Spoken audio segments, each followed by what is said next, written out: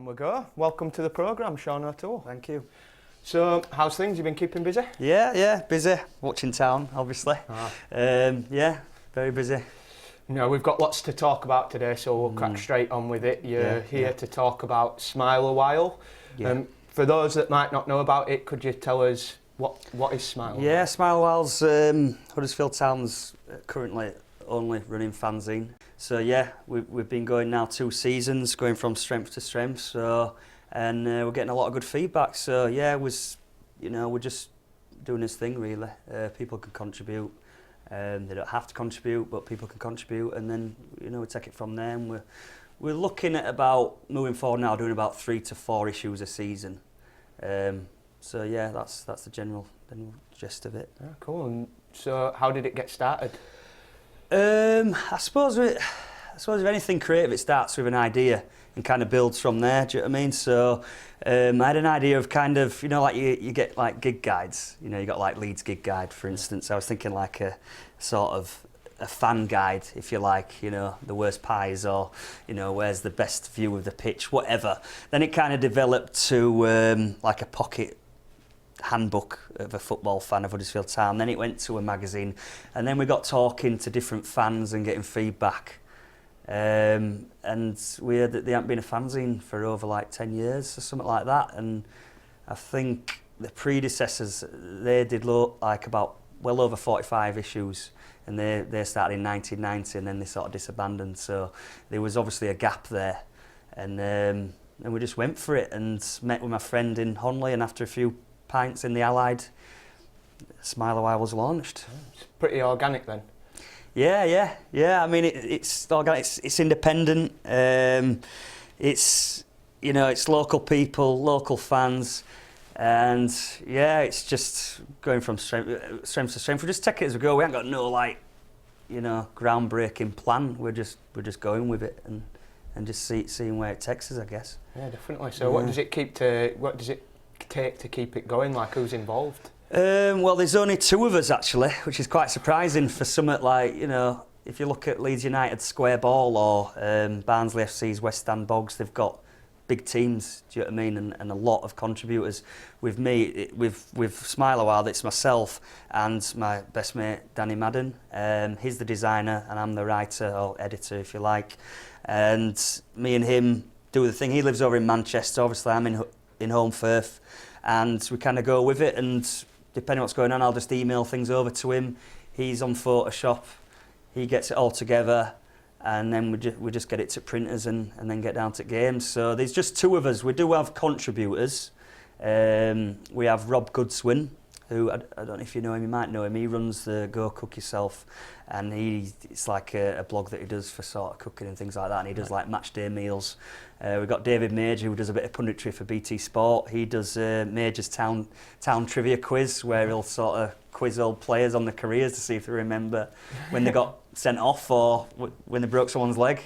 So yeah, we've got a few contributors, but generally there's just 2 of us. So yeah, it's a very small team. Yeah, so would that be what you'd see as unique about it, or what is unique about it?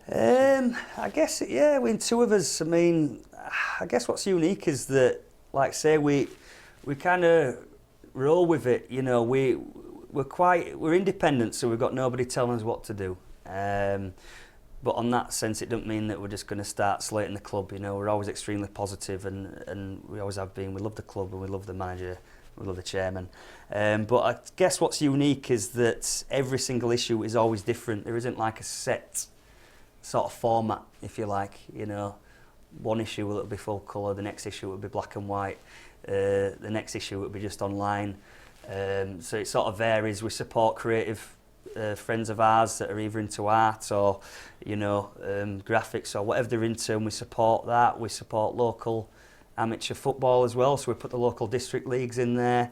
So there's all different things, I've got a friend who's in Terrier Brass who do the sort of the sounds down there before the game, and we've got a new thing coming in called Know the Score, so we're going to put like musical scoring, so if kids are wanting to learn tunes and things like that. So there's just there's all different things, what I mean. So I think it's unique. Yeah, a bit of a cultural element to it. Yeah, then as there's well. a massive cultural element to it. Yeah, it's like we do look back at old times, less, fruitful times, if you like, and then obviously we look at present day as well, and we kind of mix up the both, supporting his heritage, but also being in the now as well, Yeah, so what's the process that you go through in production? Like, how does it work on a magazine by magazine basis? What's the time frame that you give yourselves? We never have a time frame. We don't. That's the thing. We don't run it as a business. No. Like, we don't run it as a business. We don't. I mean, we started charging £2 a copy, but it all gets thrown straight back into the website or to funding more printing. So we don't run it like a business, but generally it depends.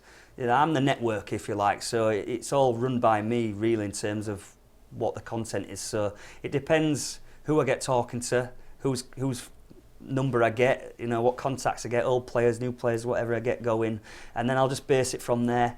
And then as I go with it, I'll just email things over to Danny, and then we'll start getting it together.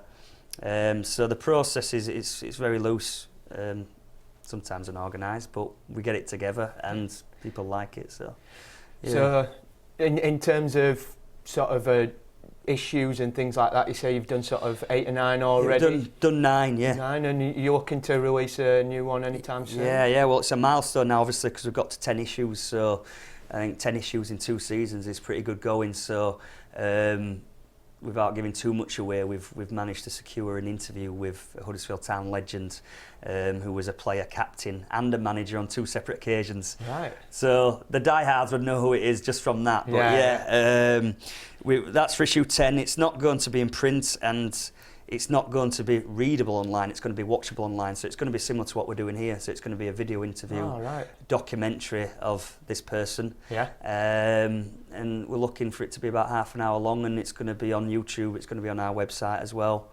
And it's going to be free to watch. So we're not going to charge anything. We're not going to do no subscriptions.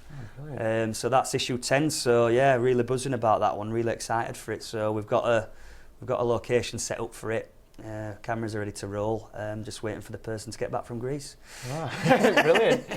So, how do you distribute? I mean, you've mentioned that, and I must admit I know a little bit about this because I've seen you down at the ground, and I bought a copy of your last one, which was great. Yeah, thanks. With, cheers, man. Pete's illustrations in there. Yeah.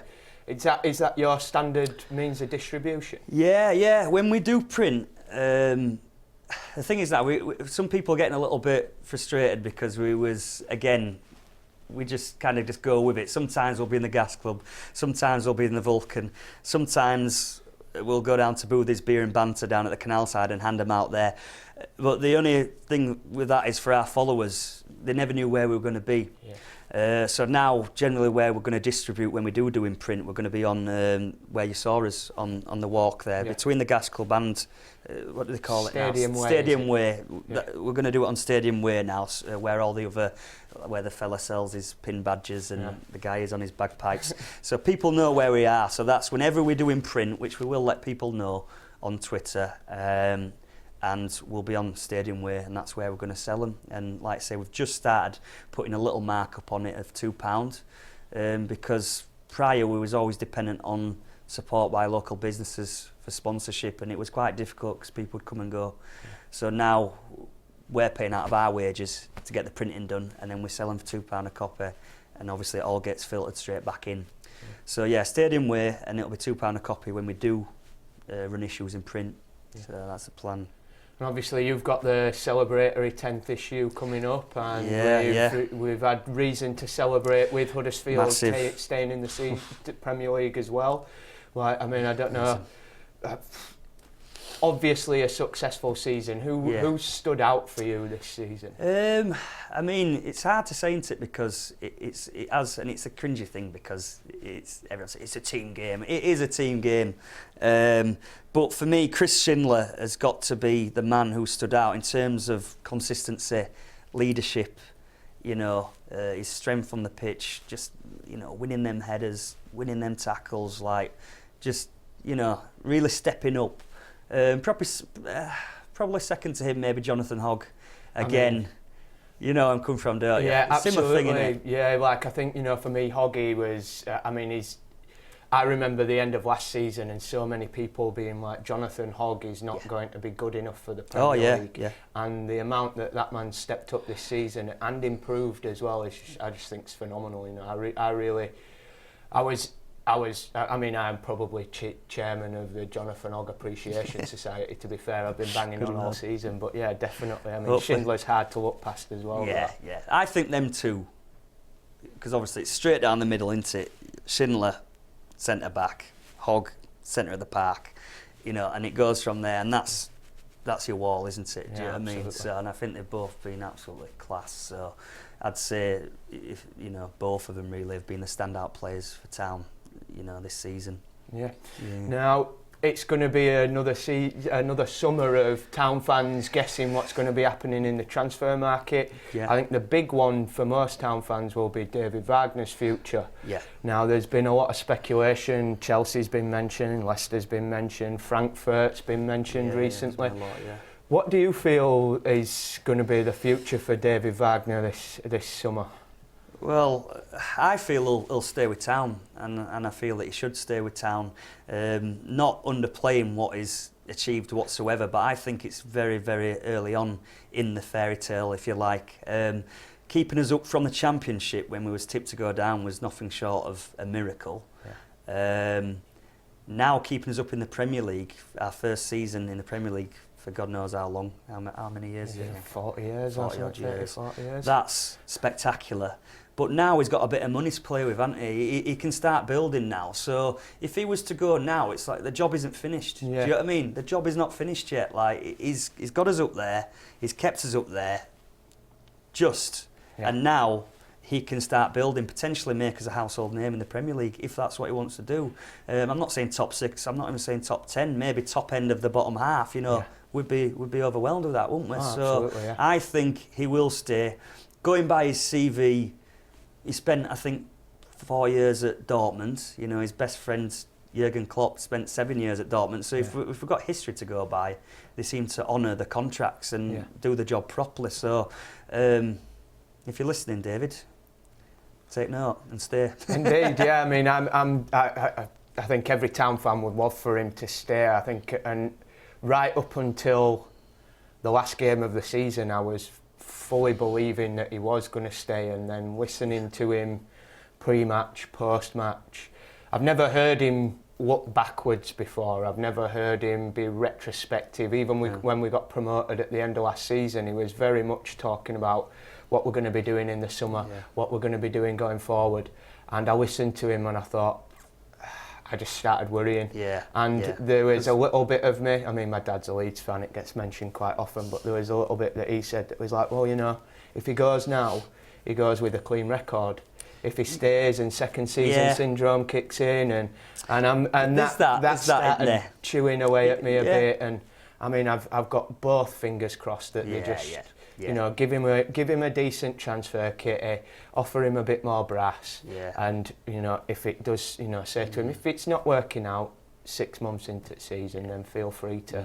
But I think going off the back of the point, what you said there is that he's still done an amazing job. Even if we was to go down, God forbid, next season, that is still a massive achievement what he's done with the budget he had and everything like that. So really, I think it can't be tainted, really. You know what I mean? Yeah, I think certainly in the eyes of Town fans, I don't think Town fans will ever think of Wagner as anything other than a legend now, like just of what he's achieved. And my entire lifetime watching Huddersfield Town, the closest we've come is Steve Bruce, and you know, I mean, definitely, So, and then it went downhill from there. Very much so. But I mean, my worry is that other clubs might not look at it that way, and David might. But we'll see, I suppose. Fingers tightly crossed. Yeah, absolutely. Where do you think Huddersfield need to strengthen? Well, we need goals, that's for sure. I mean, we had the work ethic, we had the team spirit. We had the application, but we just couldn't find the back of the net this season. I think his top goal scorer was it Mounier with 8 goals or something like that. So it's low, isn't it? Yeah. For the Premier League, so we need goals. So, and it's a hard market that we're going to be in because we can't get a world-class player. Yeah. We don't want like a mediocre Championship player. So it's easier said than done. But we do need either It's difficult. We need goals, so we need a striker in there.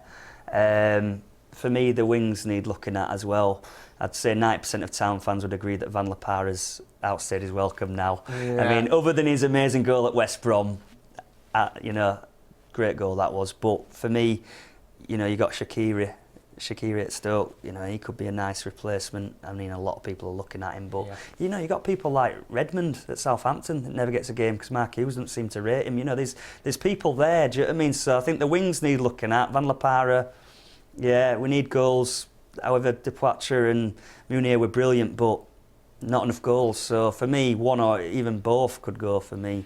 I mean, it's difficult. I mean, I'm a massive Munier fan, I must admit, and I think the problem for Munier has been the quality of delivery into him.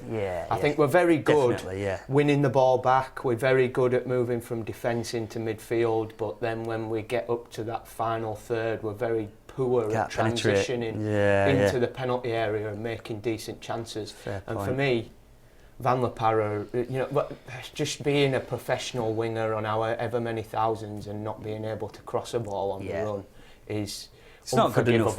It's not good enough, really. No, and it was unfortunate Kachunga got injured as well because he's got a bit more about him. But I think we need strength. I think there needs to be a clean sweep really, without affecting the team spirit too much, because that togetherness is so important. And if you just take 10 out and bring 10, it won't be the same. So I'd say at least 5, maybe 6 need to go. And then the rest can stay. I'd keep Ince. I think that he's got more to give yet, although he's been a little bit lacklustre. I think he's got more to give. He's got more in his locker than what he's shown us yet. Hogg for me will stay, although Sean Dyche at Burnley loves him and he might take him now that Scott Arfield's gone up to Rangers with Steven Gerrard. So, you know what I mean? Who knows? You never know with football. But I'd say that there is quite a few, your Malones, Billings, maybe Kachunga, Kwana that need to go because they're not really that, they're not good enough for this level, really. I mean, I think I'd possibly give Billing a little bit more time. He's still young, isn't he? But certainly Kwana looks out of his depth in a lot of situations. Malone is not a defender. Whether you're moving forward as a winger and see how he does is debatable, but for me he's not a Premiership standard defender. No, I don't think so. So I think we've covered that, how we could stand to lose, really. I mean, we've touched on that. We've touched upon who we can lose, I mean, and obviously you got the ones that we can't, like Dean Whitehead's retired, so he's gone, but he hadn't even played that much anyway, so fair play to Dean. Congolo looks like he's going to go back to Monaco, so we've got the ones where we've got no choice about it. Fate's going to play its part, and then obviously we've got the ones that we can afford to lose, that we've already discussed. I think the good thing for us though is anybody that's been in that team that came up with us, especially, but even people that we've bought, I think they've added value to themselves just by virtue of the season in the Premier League. Massive. We can make money on Van La Parra. We can make money on Kwana easily. They've proven to be Championship standard players, so I think there is money to be made there. Yeah, definitely. Now, moving off Huddersfield Town, we've just had the England squad announced for the World Cup. But looking at the Town players at the World Cup, do you feel that they can have an impact? We've got Moya, Australia, we've got Lossell and Zanka, who admittedly don't play as much, but with Denmark. Do you think that could be an arena for them to make a mark on? I don't know about Lossell and Zanka, but definitely Moy. Australia need him without a doubt, and they look quite handy. What I've seen Australia actually, I think they look quite. You've got Cahill up top as well. It's got bags of experience, and if Moy's supplying him, he will find the net because he's always been a proven goal scorer. You see that at last World Cup, that volley that he hit was just ridiculous, wasn't it? What a goal that was. That was a cracking goal. But Moy, I think it's just another stage for him to show what he's got. I've been a little bit sort of about his fitness, but I think he can definitely influence, and they're going to be relying on him over there to sort of be the engine room. So that's why I'm thinking about fitness, and to also be the supplier to Cahill. So I think Moy, it's a big opportunity for him. Yeah, absolutely. I think it's certainly Moy.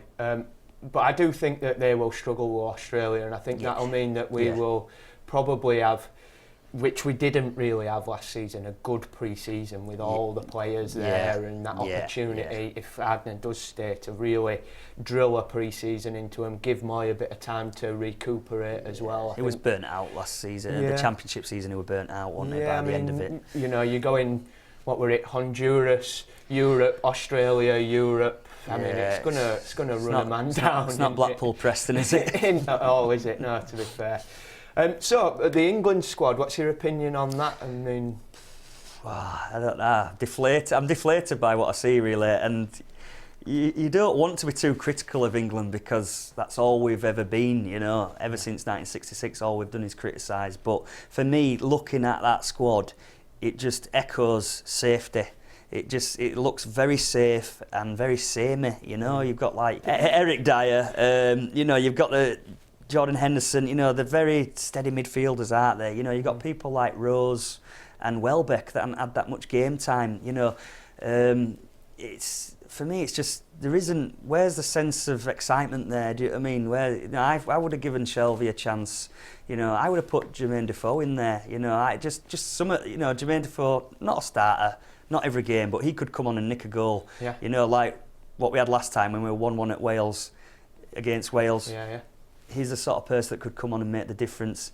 It just lacks a bit of excitement for me, does that team. And I think I'd say quite a lot would agree. Yeah, I mean, I'd certainly agree with that. I mean, I looked at it and went, well, you know, you've got Young and Delph in there, but both of them are fullbacks now, which means that technically we've got a squad of 23 with 6 fullbacks in it. We've got one player that's in there to link the midfield up to the centre forwards, which is Loftus-Cheek, and there's no real guarantee that Loftus-Cheek is going to be a starter.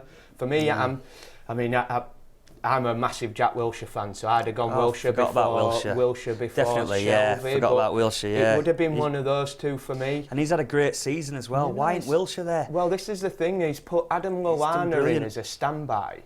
And his reason is because he's not sure about Jack Wilshere's fitness. And Jack Wilshere's featured in 38 games for Arsenal this season. Both and Adam Lallana's got 90 minutes under his belt all season. It's just very safe. That's what it is. He's just thinking safety. He's not taking any risks. Like a Jack Wilshere could make a difference, you know.